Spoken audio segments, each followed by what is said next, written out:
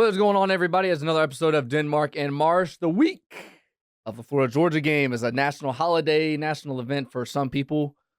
It's not really a game. When you have a game that has 80,000 people inside it and there's 80,000 people outside of it during the game, it's not really a game. It's more of an event.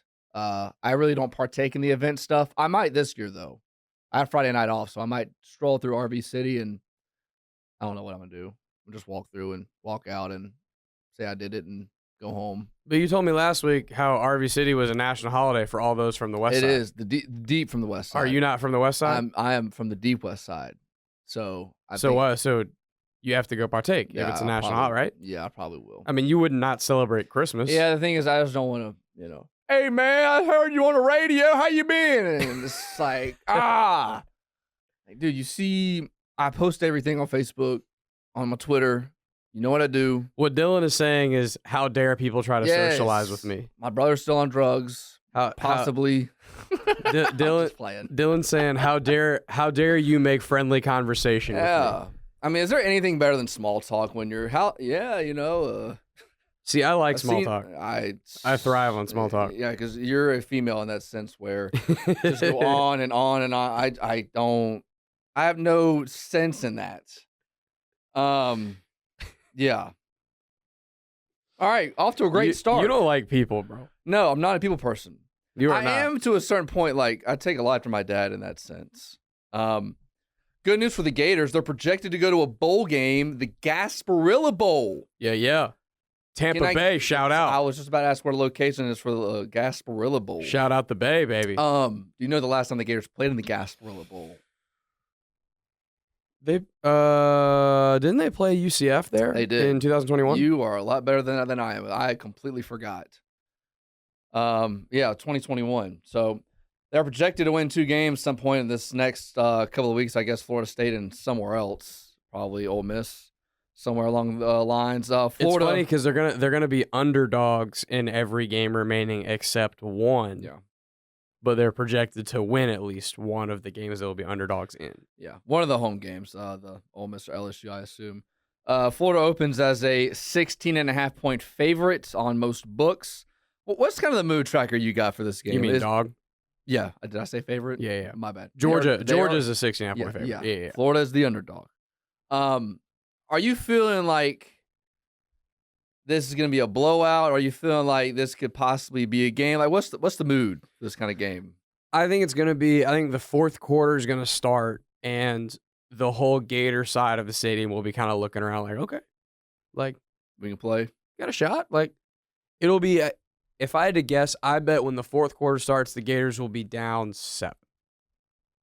Like maybe that is highly optimistic. Maybe it's 27-20. Maybe it's 24-17, something in that range. I don't believe this will be a game of the last few years where Georgia has just completely run away with it.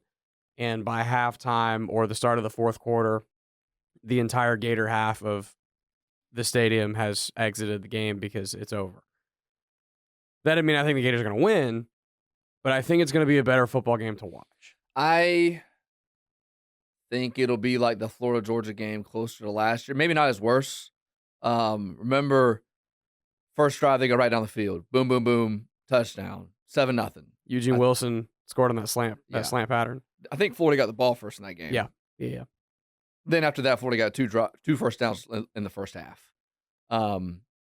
They ran that ridiculous trick play to Trevor Etienne. Inside their own 30. That was insane. Golly. They had, what was it? They went turnover on downs, fumble, safety, and then a point. I think they ended up having like 100 yards total in the first half. 60 or 65 of it came on that first drive.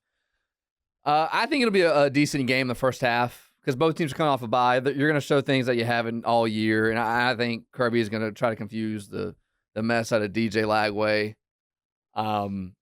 But I do think Georgia, I think the spread at 17 is correct. 16.5, whatever it's going to end up being. See, I think it's a little high. 16, that's a lot, man. And you're talking about a Georgia team that's looked a lot. Now, granted, I think what's really impacting that line is they just came off of the best game they've played all year. Yeah, you know what Texas had in the first half? 61 yards, 2 fumbles, and an interception. Yeah, that's bad. At home. when everybody crowns Texas as the best team. We don't have a best team in the country. There's no best team. Oh, Texas is the best team. They're going to beat Georgia. And that ended fast. Yeah. I still think I just don't know how Florida's going to have an answer for multiple guys up front for the defensive line. And I kept saying it over and over with Kentucky and with Tennessee.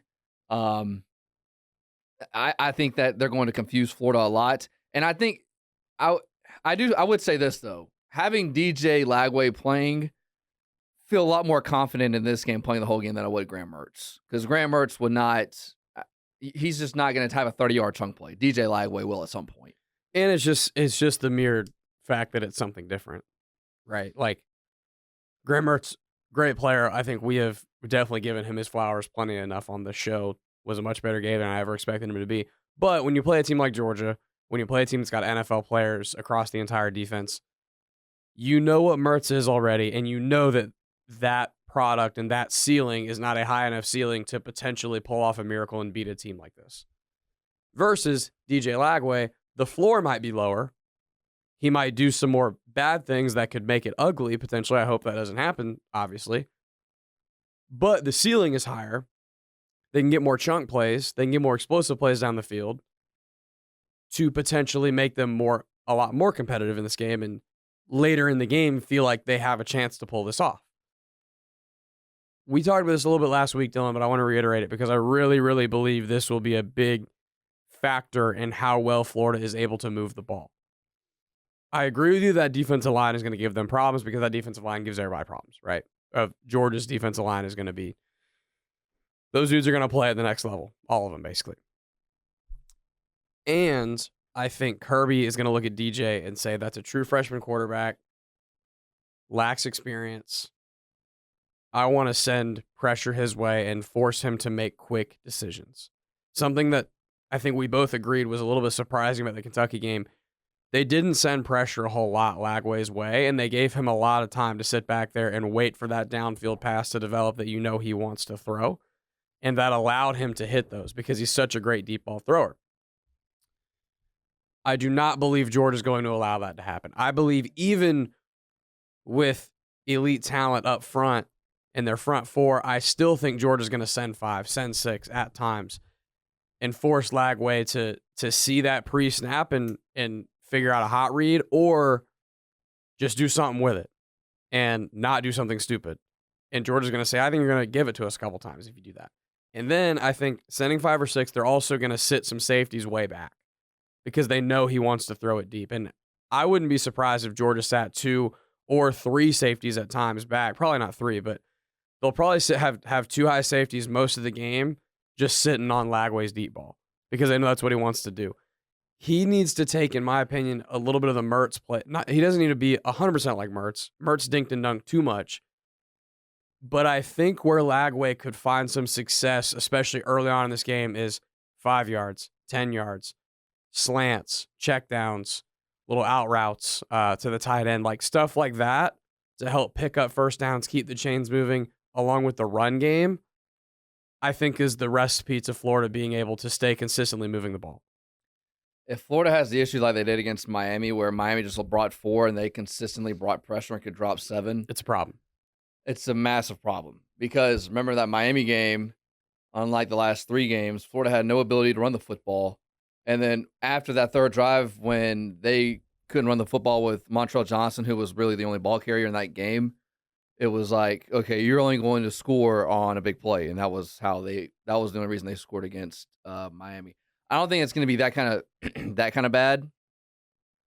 They've clearly figured out something up front to be better than that. Yeah. They're not, 90s Nebraska here, but they're the wishbone. They're more competent than they were when they played Miami, in my opinion. Yeah, I agree. I wonder if Georgia's going to start with the 4, and then confuse them, or just come out straight from the jump and just start confusing them and showing guys walking up, showing guys dropping. Because if I'm Kirby Smart and I'm that defense, I'm looking at, okay, after Mertz got hurt and Lagway was the guy, you threw that bad pick when you had a guy wide open in the flat, and then you've seen him have that bad pick against Kentucky. So And I mean, obviously you're nitpicking and you're just picking 2 bad plays. But I mean, if you're Georgia's defense, you know that you have a lot better guys than what Florida's played in the last couple of weeks. So you're kind of nitpicking off that and going off that. But I mean, off the bye week too, like we mentioned, Florida Georgia last year came out first drive, boom, straight down the field, and then didn't really do anything after that. The UCF game, coming off a bye, first drive, boom, right down the field, 4 for 4 on third down. Then after that, they didn't really do much in the first half. You can't have a really good first drive and then have them adjust on the sideline and then not have an answer. Like that can't happen. Yeah. The way you avoid that from happening is first and foremost, and we talk about this every week on the show, is the run game. If I gotta assume Jaden Ball is gonna be the main ball carrier in this game. It seemed like he was when he talked yesterday. If Jaden Ball throw in Trayon Webb, I don't think Montreal Johnson is Montreal Johnson gonna be healthy for this game. There's an injury report that comes out on Wednesday, so we'll know more tomorrow. But assuming your main ball carrier at the running back position is Jaden Ball, mixed in with some Lagway keeps, mixed in with a little Trayon Webb, a little Jacoby Jackson, kind of what they've been doing. If those guys can get a consistent 4 yards, 5 yards here and there, they're not going to run all over this defensive front. This defensive front is elite. But can you get 4 and not get stuffed in the backfield? If they start getting stuffed in the backfield, then you're going to be looking at a lot of 3rd and 12s, 3rd and 13s, and that's going to turn into either interceptions or just a lot of punts. And it's going to be a tough day. If you can run the ball effectively on 1st and 2nd down, not be too predictable with it, like Billy Napier has tended to be in the past, not just every first down it's pistol and we're handing it off. Mix in some play action. Mix in a couple of deep shots to back them off a bit. Mix in some dink and dunk throws to not just let them crowd the middle. And you can stay ahead of the chains. Again, I think that's the recipe to Florida being able to sustain drives, stay on the field, and ultimately score some points. I'm going to say something bold, and I'm probably going to not regret it, but, it's going to change the next couple of weeks. If Billy comes out first drive and can score and then can't do anything for the rest of the first half and then really the game, that might be like just something else added to the list of why he should not be able to keep his job. Because if you're an offensive guy, you have your quarterback, and this is your team. You've been here 3 years now. This is not year one where you're just taking over a program and you're just getting guys last minute. Like, you've got to have more of an answer. And I know Georgia's a lot better, and Georgia's going to make the playoff and go down the road and do whatever. If you look at every offensive guy, more in the NFL, but in college football too, they show so many wrinkles and they show so many looks that gives defenses fits. And Florida's offense hasn't looked like that in the first 2.5 years. If you come out against Georgia and you look good and then you show nothing, like, I don't know what's going to change my mind, because it's probably going to be the same thing when you play Texas and when you play all these teams when you're outmatched. You never have. I can't think of a game in Billy Napier's tenure that I've felt like offensively, play calling wise and scheme wise, they felt one step ahead of the defense. I've not seen that. I've seen games like the Kentucky game last time out where they were able to move the ball, but that's because that was more because you've got this great freshman quarterback that can throw the ball downfield really effectively. And it was a lot of big plays. You've got this freshman running back that's just running the ball downhill, and that's great. But like in the Mullen era, Mullen was such a good play caller that there were so many games. The Georgia game in 2020 was a perfect example where you just felt like he always had something. Like he'd call a play, it would work. Georgia would counter, and he would know exactly what to call next to build on the last thing, and they'd always be one step ahead. And that's what the good play callers do. The difference between good play callers and the okay play callers, people call plays and then people call games. Yeah. The people call plays, they just go, okay, we like this. Okay, we're going to. The people that call games, they do what you say. They set this up, and they're going to know this. They're going to set this up for the second half. They're going to set this up for the next drive. I don't see where Billy sets those plays up for future. It's winning a battle versus winning a war, right? Like even plays that may not be successful for the Gators, like, okay, that look is going to have Georgia keyed in on this so we can go the other way or what have you. There's never been a lot of that. There's never been much of any of that with Billy Napier as the head coach. And I agree with you. I'd like a more creative offense. I'd like to feel like he's further ahead in the chess match against whoever the defensive coordinator is on the other side in whatever game. I just don't know if that's ever been Billy Napier's MO as a coach. I think Billy Napier as a coach is, I'm a good recruiter, so I'm going to get a good quarterback, good receivers, good line, and they're just going to win with a relatively simple offense because I'm not going to make them think a lot. I'm going to let my guys go make plays. That just simply hasn't worked enough at this level. And it's going to be really tough it would be one thing if Mertz was playing. You could throw in a lot of wrinkles. You could throw in a lot of trick plays. I don't know if I would do that with Lagway because go ahead. I don't disagree with you in like on paper and the thinking, that's correct. But we saw Mertz play against Georgia last year, and that's not what happened. They ran one trick play, and it was the dumbest trick play I've ever seen in my life. When they ran the between the legs snap to ET. Like, that's not. I forgot about it until you just brought it up. And that isn't even what you're even talking about. Like, we're not even talking about, like, when we say wrinkle, we don't. Sometimes it's a trick play, but it's not always a trick play. It's okay. They're overloading the right side, so let's run a counter and get back to the left on a run play. Or in 2020, Dan Mullen noticed that the flats to the running backs are wide open. If I clear my guys out with Tony and Pitts and Grimes and get them down the field, I can have 10 to 15 yards of play seemingly when I give it to, at the time it was Damian Pierce and Naquan Wright and those guys. That wrinkle, I'm going to keep running that until they decide they want to stop it. They're going to cheat up. Now I'm getting over their head to Kyle Pitts, Kadarius Toney, whoever. Kamori Gamble.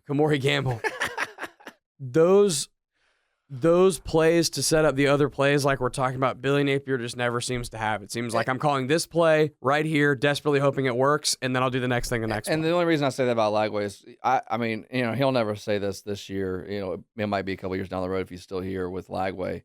It all depends on, like, how far he is along with the offense and how far he knows, how he can read defenses and know all that stuff. And it sounds very simplistic, but for a dude that was playing high school football 12 months ago, it's a lot different. And you're playing against Georgia that's going to have virtually almost every guy playing the NFL. Yeah. Different ball game. Do you think Florida makes a bowl? Do they get 2 wins in the next 5? Yeah. I'll say yes. They're going to lean lose. Yes, too. I think they're going to lose to Georgia and Texas. I don't think they're going to win either of those games. I think LSU, so Florida State, I think we all agree they're going to beat Florida State. Florida State is one of the worst football teams in the Power 4 I've ever seen in my life. It is unbelievable how bad they are. Like they are like next level impressively bad. So they're going to win that game. With Ole Miss and LSU, both of those teams have some Jekyll and Hyde to them. Both those teams have games where they seem like they could be a playoff contender and make a run in the playoff. And then they have other games where it's like, what the hell am I watching?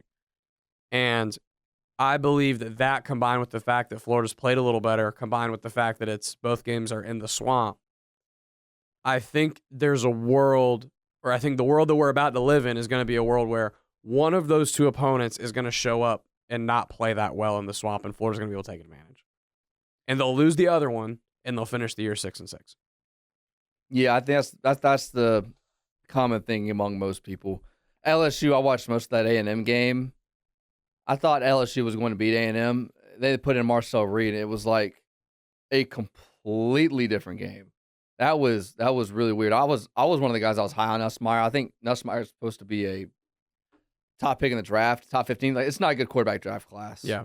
So he'll be a first rounder probably. It didn't look like one, but yeah, I tend to agree. Probably split LSU or Ole Miss, then you beat Florida State, and man, if you lose to Florida State, dude, which they're not going to do, but that I know that we talk about it all the time, and I know we're sick of talking about it, but that if we talk about if they're going to make a bowl game, then I have to ask you the age-old question, and you know what I'm going to ask you. It's all about how they look. I have to see. I can't say 6-6 and say, because it's if you don't look like you're on the same field with Georgia, Texas, and then one of those home games you lose at home and it's a 20-point loss, that's going to be really tough. What if let's say this. Say they lose to Georgia by 10. Okay, that would be considered a moral victory. 34-24. Then they go to Austin. They lose to Texas by 10. That would be another quasi-victory. Then he'd keep his job at that point. Because that trajectory your stock market, that's just going straight up. You started bad, and then UCF, Kentucky, Tennessee, and then losing to 10 to both of those teams would be really, really good. I would even say, Dylan, to even get further in the weeds of this, when you say it's how it looks, I would even say it's not how even the whole team per se looks. It's just about how DJ Lagway looks. Yeah. If DJ Lagway, not only if Florida's stock is continuing to rise, if DJ Lagway's stock is continuing to rise, and every game you can see him getting better as he gains more experience and just a little better, little better, little better, little better. And we continue to see these flashes of brilliance that we know is within him, and he starts to get more consistent. Man. In your 6-6 mega bowl game, add even more to this, say they go to the bowl game, Lagway shows out in a bowl game. Well. Man, I don't know how you could fire him after that. And I get it, people can go back and look. You and I have fired him 100 times on the show already. But if you finish the year with 7 wins, one of them being a bowl game, and Lagway continuing to emerge, because at that point the conversation becomes, okay, you get Eugene Wilson back for another year. Tank Hawkins might improve some. Badger and DK I think are gone. I don't know if they have eligibility left. I know DK doesn't. He's a senior, but I'm not sure about Badger. I think Badger's played 6 years. So yeah, I think he has too. So yeah. So they're gonna be, but you look at, okay, maybe we add a couple more pieces in the portal. We get another lineman, and then on defense we load up in the portal. We get 3 to 4 to 5 guys. People keep hammering Dylan because now they've played a little better. The conversation shifted a little bit to okay, well, this recruiting class still looks terrible. They're 48th right now. I think. They're not good. And that's bad for sure, but you look at how poorly they started the year, that's not a surprise that they're where they're ranked. It's because of what they've done on the field. But look, man, if they continue to play better, that class will improve a decent bit. And this is one thing, this is a big criticism I have of Napier. He has not rated the portal enough yet as a coach. This could be the year if, because they started slow, the recruiting class suffers and they finish they finish in the teens, late teens or something, which would realistically be what I think they would end up at. Raid the portal, man. Because year 4, you obviously, it's your people. There's no excuses no matter what. You can't just be competitive. You have to be good next year. Raid the portal, and then you'd have a quarterback in Lagway. The conversation would change a lot is the point. We're getting a little bit ahead of ourselves with that, I know. All they can do right now is focus on what's right in front of them. They've got to be competitive against Georgia. Because if they're not, if they get run out of the building, you and I are going to be right back to square one. We're going to have the same conversation we had after the Miami game, after the A&M game. If they get run out of the building, again, ever at any point in the year, if they get run out of the building again, it's game over for me. He's starting to. I'm inching back a little. I'm taking baby steps back there a little bit. Well, but if you want me to jump all the way backwards again and backpedal like prime Deion Sanders, get run out of the stadium. And the thing is, we thought UCF was good. They just fired their OC. They're not good. Kentucky, we thought was good. They're not that good. They've had a couple good games where they played against pretty good opponents and played well, but they're not really that good. And then Tennessee just keeps finding a way to win somehow, week in and week out. Okay, now you're playing big boy after big boy after big boy after another big boy.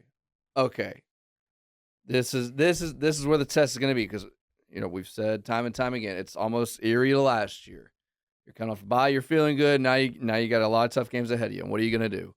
Yeah, I will say, does it? I don't think this way, but Hacker brought this up. Does it worry you at all? And he grew up in the '90s, so he kind of feels this way. going to Florida State, does No. that give you? No. Okay, it doesn't either. He's like, we don't ever win a Florida State. I go, okay, well, 04 Zook, Ron Zook Field, 06 Meyer, 08 Meyer, Musch champion 12, Mullen in 18, and we should have won 2 years ago with Anthony Richardson. He says we don't ever win at Florida State. The second to last time we played there, we won. Yeah, in 18 with Mullen. What do you mean never lose? I think he's too television from the 90s. And by the way, in 2022, that was a terrible Florida team against a Florida State team that was on the rise, and it took Jordan Travis playing out of his mind for them to win that game. It took Jordan Travis having two of the most impressive scrambles I've ever seen in college football. Jordan Travis became Johnny Manziel for 2 plays, and that's why they won that football game. Without those, Florida wins that game, and that was not a good Florida team. So I don't agree with that. I agree with you. Hack is stuck in the 90s. He's stuck with choke it doke and stuff like that. Yeah, Spurrier never beat Florida State in Tallahassee, which is so weird. That's weird, but it all, like, this happened. I mean, look at McElwain. Like, McElwain had a pretty good record against Georgia after. He was 2-1 against Georgia because he won 2 and then lost his last they got murdered the last one. That's when he got fired. But McElwain, I don't think he ever beat Florida State. Because back then, Florida State was really good, and Georgia wasn't Georgia yet. It just depends on where the programs are at the time. Florida State had Dalvin Cook at the time, and that dude, it was 3rd and 27. You just give him the ball, and he just right. So nothing you could do. And it all depends on where Florida is as a program at the time and where the other rivals are at the time. Where the schools are at the time, or at the time that is right now, Georgia is probably neutral site against anybody. They're probably the best team in the country, wouldn't you say? So sorry, say that again. Beginning part. Georgia right now is probably. I know they're not ranked. Yeah, number I think one. Georgia's the best. I would say Georgia. If Georgia plays anybody, Georgia's. So the Oregon's favorite. ranked number 1. Georgia and Oregon play a neutral site today. Georgia's favored that game, right? Yeah. So okay, Georgia's probably the best team in the country. If you don't believe that, then you can't argue they're like top 3, right? They're a perennial playoff contender right now. One of the favorites to go win it all this year. Florida State has the worst Florida State team I've ever seen them have in my lifetime. That's the worst Florida State team I've ever seen, Dylan. And we watched the Willie Taggart era in high definition. 2019, that was. We watched them lose. Awful. We watched them lose together. We watched them lose to Jacksonville State at home. We watched that. We saw that play happen. Mike Norvell's first year or second year? First year. First year. I'm almost positive it was. We've seen some dark times for that program. Do you agree with me? This is the worst I've ever seen them. I mean, there's a strong chance they're going to have one win. Going into Thanksgiving weekend. I don't know how they lost to, or I don't know how they beat Cal. If they play Cal, Cal probably had a lot of travel and wasn't playing well. If they rematch that game, Cal wins by 20, right? Probably. I mean, the way they've been playing. Yeah, so not to get too off the beaten path, but just to me, that's a win until proven otherwise. And I just think with this Ole Miss LSU, both of those teams are so Jekyll and Hyde, man. Like I feel like one of those teams is going to show up a little bit flat, and I feel like it's going to be Ole Miss. We'll see. How ironic would that be? I've always it's going to be something dumb where Florida's going to beat Ole Miss and everybody's going to feel great, and then they're going to lose to Florida State, and it's going to be like, what in the world? But how ironic would it be if Lane Kiffin comes to the Swamp and loses to Billy Napier? Wouldn't that be crazy with all the discourse that's gone on this year? Wouldn't that be insane? Yeah, by the way, I almost wonder. By the way, that doesn't even mean that just that one game would prove that Billy Napier would be the better option moving forward. But wouldn't that be crazy ironic, though? Oh, yeah. I wonder what the perception he's going to get when he comes to the game. That's going to be very weird. All right. I got to roll. We'll give you a show Thursday at some point. And we'll do a show after the game on Saturday around 7-ish. Everybody going to tailgate on Saturday, mix in a water now and again. Get some food in your system before you go. Weather's supposed to be good. It's supposed to be like 70s. I'm a big weather guy. Talk mess to some Georgia fans. Let me see. Remember a couple years ago we saw that fight? Yeah. That was pretty sick. I think the high is like low 80s. High 81, low 67. So during the game, it'd be 79, 80, 81. So, I'll be sweet. All right. We'll catch y'all Thursday. Peace.